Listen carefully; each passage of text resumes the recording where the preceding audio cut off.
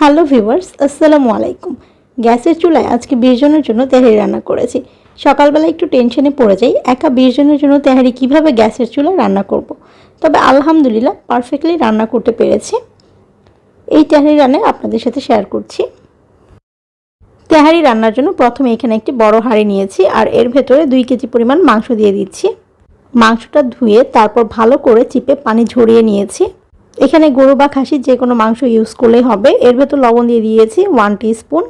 এখানে শুরুতে লবণটা খুব কম রেখেছি, এর কারণ হচ্ছে এখানে বিরিয়ানি মশলা ইউজ করব। বিরিয়ানি মশলাতেও কিন্তু লবণ দেওয়া থাকে আর পোলাও লবণ ইউজ করব, এজন্য লবণটা কম ইউজ করেছি। মরিচের গুঁড়া দিয়ে দিচ্ছি 3 চা চামচ। মরিচের গুঁড়াও একটু কম রেখেছি, তেহারিতে ঝাল কম হলে ভালো লাগে। ধনিয়া গুঁড়া দিয়ে দিচ্ছি 3 চা চামচ। রসুন পেস্ট দিয়ে দিচ্ছি 3 চা চামচ। আদা পেস্টও দিয়ে দিচ্ছি 3 চা চামচ। সবগুলো চামচই ভর্তি করে দিয়েছি। 10টা তেজপাতা নিয়েছি, তেজপাতাগুলোকে মাঝ বরাবর চিড়ে তারপর এর ভেতর দিয়ে দিচ্ছি 7 থেকে 8 টুকরা দারুচিনি দিয়ে দিচ্ছি। 10 থেকে 12টা এলাচ দিয়ে দিচ্ছি, এলাচগুলো একটু ফাটিয়ে নিয়েছি। 2টো কালো এলাচ দিয়ে দিচ্ছি, এই এলাচগুলোকেও ফাটিয়ে নিয়েছি। কালো গোলমরিচ দিয়ে দিচ্ছি 1 টিস্পুন। লবঙ্গ দিয়ে দিচ্ছি 10 থেকে 12টা। গরম মশলার গুঁড়া ইউজ করার থেকে গরম মশলাগুলোকে আস্ত দিলে স্মেলটা আরও অনেক বেশি ভালো আসে, এর জন্য আস্ত ইউজ করেছি। একটা 400 গ্রাম বিরিয়ানি মশলা নিয়েছি, এই মশলাটা সম্পূর্ণ এর ভেতর দিয়ে দিচ্ছি। এক্সট্রা কিছু মশলা ইউজ করে এই বিরিয়ানি প্যাকেটের ফুল মশলাটা দিয়ে দিলেই তেহারি রান্নাটা পারফেক্ট হয়। মাংস রান্নায় কোনো সয়াবিন বা সরিষার তেল ইউজ করছি না, এর পরিবর্তে এখানে কিছু চর্বি দিয়ে দিচ্ছি। এই মাংসের চর্বি থেকে যে তেলটা বের হবে এই তেল দিয়েই এই মাংসটাকে রান্না করে নিব। মাংসটাকে মশলা দিয়ে ভালোভাবে ম্যারিনেট করে নিয়েছি। তারপর আমার মনে হয়েছে যে এখানে পেঁয়াজ ইউজ করিনি, আধা কেজি পরিমাণ পেঁয়াজ আগে থেকে কুচি করে রেখেছিলাম, এই পেঁয়াজগুলোকে এর ভেতর দিয়ে দিচ্ছি। তারপর আবার ভালো করে এই পেঁয়াজটাকে মাংসের সাথে ম্যারিনেট করে নিচ্ছি। গ্যাসের চুলা অন করে নিয়েছি। তারপর এই বড় হাঁড়িটি এই চুলার উপর বসিয়ে দিচ্ছি। চুলার আঁচ মিডিয়াম টু হাইতে রেখে এটাকে ঢাকনা দিয়ে ঢেকে 15 মিনিটের জন্য মাংসটাকে কষিয়ে নিচ্ছি। আর এর মাঝে 2বার ঢাকনা খুলে নেড়ে দিয়েছি।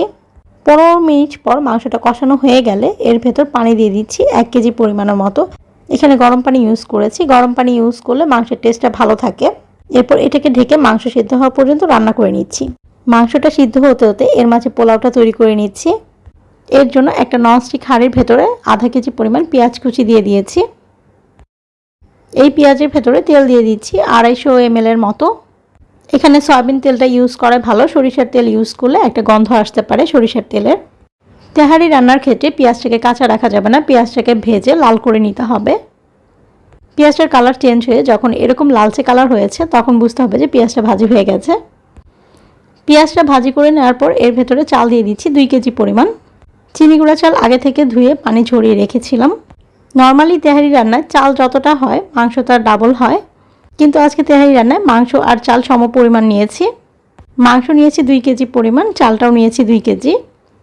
পোলাওয়ের চালটাকে 8 থেকে 10 মিনিট ভেজে নিয়েছি। ভাজার পর এর ভেতরে 2 চা চামচ লবণ দিয়ে দিচ্ছি। লবণ ইউজ করার পর চালটাকে 8-2 মিনিটের মতো ভেজে নিব। একটু বেশি সময় ভেজে নিলে চালটা ঝরঝরে হবে, তাহলে তেহারিটাও ঝরঝরে হবে। চাল ভেজে নেওয়ার পর এর ভেতরে 3.5 লিটার পানি দিয়ে দিচ্ছি। চাল যতটা হয় পানি তার ডাবল ইউজ করতে হয়, কিন্তু আমি এখানে হাফ লিটার পানি কম দিয়েছি। 2 কেজি চালের জন্য 3.5 লিটার পানি দিয়েছি। আধা লিটার পানি কেন কম দিয়েছি এটা আমি পরে দেখিয়ে দিচ্ছি। পোলাও রান্নায় 1 কাপ কাঁচামরিচ দিয়ে দিচ্ছি, কাঁচামরিচগুলো আস্ত রেখেছি। চুলার আঁচ মিডিয়াম টু হাইতে রেখে এটাকে ঢেকে 15 থেকে 20 মিনিটের জন্য রান্না করে নিচ্ছি। 15 থেকে 20 মিনিট পর পোলাওটা কিন্তু তৈরি হয়ে গেছে, তবে চালটা পুরোপুরি সেদ্ধ করে নেইনি, এখানে 70% মতো সেদ্ধ হয়েছে। 1 ঘন্টা পর মাংসটাও সেদ্ধ হয়ে গেছে। এখান থেকে একটা মাংস চেক করে দেখেছি, মাংসটা খুব ভালো করে সেদ্ধ হয়েছে। মাংসের পানিটা কিন্তু অনেকটাই টেনে এসছে, এখন মশলা মশলা আছে, অনেক বেশি ভাব বেরোচ্ছে, এই জন্য বোঝা যাচ্ছে না যে পানিটা কেমন আছে। মাংসের ভেতর পানি থাকবে না, শুধু মশলাটা থাকবে। একটু আগে যে পোলাওয়ের চালটা সেদ্ধ করে নিয়েছি 70%-এর মতো, এই পোলাওয়ের চালটা এই মাংসের ভেতরে ঢেলে দিচ্ছি। এখন হচ্ছে সব থেকে বড় কাজটা, সেটা হচ্ছে মিক্সড করে নেওয়া। এই আধা সেদ্ধ পোলাও আর মাংসটাকে ভালো করে মিশিয়ে নিচ্ছি। এটা যত ভালোভাবে মিশানো হবে তেহারিটা তত বেশি টেস্টি হবে। এখন বলছি হাফ লিটার পানি কেন কম দিয়েছি। মাংসের ভিতরে যে মশলাটা আছে এটাই প্রায় আধা কেজি পরিমাণ আছে। এই মশলাটা দিয়ে চালটাকে মেখে দমে দিয়ে রাখলেই ফুল সিদ্ধ হয়ে যাবে।